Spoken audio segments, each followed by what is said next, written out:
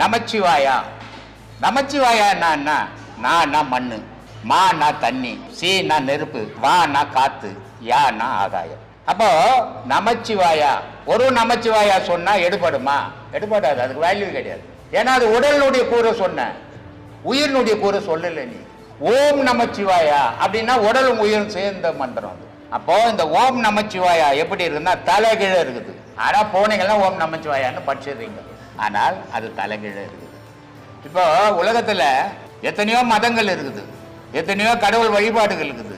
ஆனா இந்த ஓம்ன்ற ஒரே ஒரு வார்த்தை எந்த மதத்துக்கும் இல்லைன்னா அது உயிரற்ற மதம். அது ஏன்னா செயற்கையால செய்து வச்சுக்கிறது மதம், இயற்கையால இருக்கிறது ஓம். ஒரு விதையத்து போய் மண்ணில் நடுங்க, அந்த விதை முளைச்சு வரும்போது பார்த்தீங்கன்னா ஓம் வடிவல் தான் முளைச்சு வரும். ஒரு குழந்தையினுடைய கர்ப்பத்தில், இப்போ தாயினுடைய கர்ப்பத்தில் குழந்தை இருக்கும்போது இருக்கிறத பாருங்க, ஓமனுடைய வடிவல் தான் அந்த குழந்தை.